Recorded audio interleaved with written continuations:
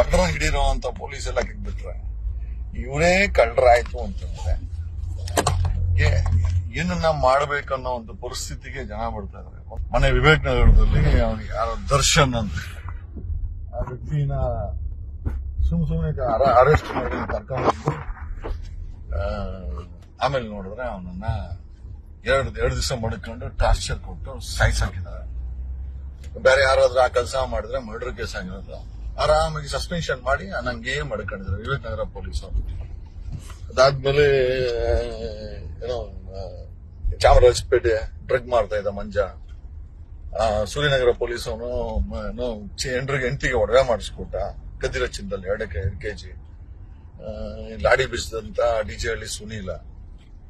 ಆಮೇಲೆ ದಾವಣಗೆರೆಯಲ್ಲಿ 2 PSIಗಳು ಚಿನ್ನನ ಕದ್ಕೊಂಡ್ರು.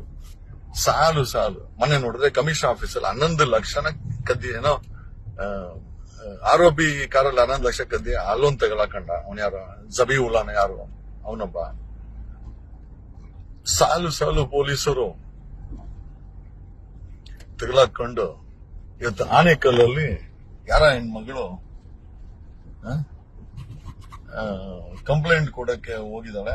ಆಕೆ ಮೇಲೆ ಲೈಂಗಿಕ ದೌರ್ಜನ್ಯ ಆಗಿದೆ ಅಂತ ಯಾರು ತಿಪ್ಪೇಸ್ವಾಮಿ ಅಂತ ಇನ್ಸ್ಪೆಕ್ಟರ್, ಆನೇಕಲ್ ಇನ್ಸ್ಪೆಕ್ಟರ್ ಈ ಅಮ್ಮನದ ಕಂಪ್ಲೇಂಟ್ ತಗೊಂಡು ಆಪೋಸಿಟ್ ಪಾರ್ಟಿ ಹತ್ರ ದುಡ್ಡು ತಗೊಂಡು ಏನೋ ಗೊತ್ತಿಲ್ಲ ತಗೊಂಡು ಬರೀ ಇದೇನೆ ಮತ್ತೆ ದುಡ್ಡಿದ್ರೆ ಮಾತ್ರ FIR, ದುಡ್ಡಿದ್ರೆ ಮಾತ್ರ ಪೊಲೀಸ್ ಸ್ಟೇಷನ್ ಸರ್ವಿಸ್ ಈ ಮಟ್ಟಕ್ಕೆ ಬಂದು ನಿಂತಿದೆ.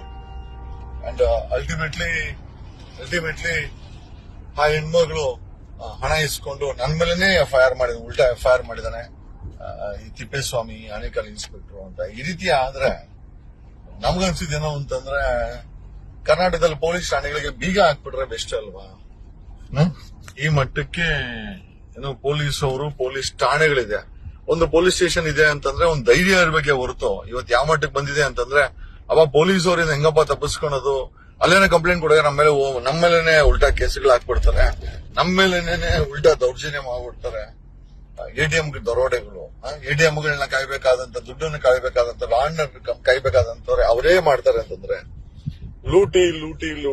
ನಾವ್ ಕೇಳೋದೇನು ಅಂತಂದ್ರೆ ಕರ್ನಾಟಕದ ಪೊಲೀಸ್ ಠಾಣೆಗಳಿಗೆ ಬೀಗ ಹಾಕುವಂತ ಏನಾದ್ರು ಕೆಲಸವನ್ನ ಜನ ಮನ್ಸಲ್ಲಿ ಅನ್ಕೊಂತ ಏನ್ ಬೇಕು, ಆರಾಮಾಗಿ ಪೊಲೀಸ್ ಠಾಣೆಗಳಿಗೆ ಬೀಗ ಹಾಕೊಡ್ಬೋದಲ್ವ ಅಂತ ಹೇಳುತ್ತಾ ಒಂದು ಕಡೆ ಪೊಲೀಸ್ ಅವರ ದಶಾವತಾರಗಳನ್ನ ನೋಡಿ ಸಾಕಾಗಿದೆ. ಇನ್ನೊಂದು ಕಡೆ ಐ ಥಿಂಕ್ ಸರ್ಕಾರಿ ಜಮೀನುಗಳನ್ನ, ಮೀಸಲು ಅರಣ್ಯಗಳನ್ನ ಸುಳ್ಳು ದಾಖಲೆಗಳನ್ನ ಕೊಡಿಸ್ಕೊಂಡು ಅದನ್ನ ಕಬ್ಜಾ ಮಾಡಕ್ಕೆ ಒಂದ್ ಕಡೆ ಆಯ್ತು ಅಂದ್ರೆ ಒಂದ್ ಕಡೆ ಬೆಲೆ ಏರಿಕೆ, ಇನ್ನೊಂದ್ ಕಡೆ ನಿರುದ್ಯೋಗ. ಇವತ್ತು ಓದ್ತಾರ ಮಕ್ಕಳಿಗೆ ಭವಿಷ್ಯ ಇಲ್ಲ. ಎತ್ತ ಸಾಗುತ್ತಿದೆ ಭಾರತ, ಎತ್ತ ಸಾಗುತ್ತಿದೆ ಕರ್ನಾಟಕ ಅಂತ ಹೇಳುತ್ತಾ ಒಂದ್ ಕಡೆ ಧಾರವಾಡ ಹುಬ್ಳಿನಲ್ಲಿ ನಮ್ಗೆ ಸರ್ಕಾರಿ ಕೆಲಸವನ್ನ ಏನೋ ಇಂಟರ್ವ್ಯೂ ಕರೀರಿ, ಫಿಲ್ ಮಾಡಿ ಅಂತೇಳಿ ಅವ್ರು ಪ್ರೊಟೆಸ್ಟ್ ಮಾಡ್ತಾ ಇದ್ರೆ, ಇನ್ನೊಂದ್ ಕಡೆ ರೈತರು ಬೀದಿನಲ್ಲಿದ್ದಾರೆ. ಆಮೇಲೆ ಒಂದ್ ಕಡೆ ಧರ್ಮಸ್ಥಳದ ವಿಚಾರ, ಯಾವ್ದಕ್ಕೆ ಎಲ್ಲಾ ಇದೇ ಆಗ್ಬಿಟ್ರೆ ಮತ್ತೆ ಕಾಂಗ್ರೆಸ್ ಆಲ್ಟರ್ನೇಟಿವ್ ಅಂತ ಓಟ್ ಹಾಕದಂತ ಜನರ ಪರಿಸ್ಥಿತಿ ಏನಾಗ್ಬೇಕು ಅಂತ ಹೇಳುತ್ತಾ ಕಾಂಗ್ರೆಸ್ ಅಲ್ಲಿ ಬರೀ ಬಿಸಿ ಏನು ಅಂತಂದ್ರೆ CM ಕುರ್ಚಿನ ಯಾರು ಕೂತ್ಕೊಬೇಕು ಅನ್ನೋದ್ರೆ ಬರೀ ಬಿಟ್ರೆ ಬರೀ ಯಾವುದು ನಡೀತಾ ಇಲ್ಲ. ಜನ ಕಣ್ಣೀರಲ್ಲಿ ಕೈ ತೊಳಿತಾ ಇದ್ದಾರೆ. ಇವತ್ತಿನ ಯುವ ಜನತೆಗೆ ಭವಿಷ್ಯವಿಲ್ಲ, ಭ್ರಷ್ಟಾಚಾರ ತುಂಬಿ ತುಳುಕ್ತಾ ಇದೆ. ನಮ್ಮ ವಿಜಯವಾಹಿನಿ ನ್ಯೂಸ್ ಚಾನೆಲ್ನಲ್ಲಿ ಪ್ರಮೋಷನ್, ಜಾಹೀರಾತು, ಅಡ್ವರ್ಟೈಸ್ಮೆಂಟ್ ನೀಡಲು ಸಂಪರ್ಕಿಸಿ 9535808456.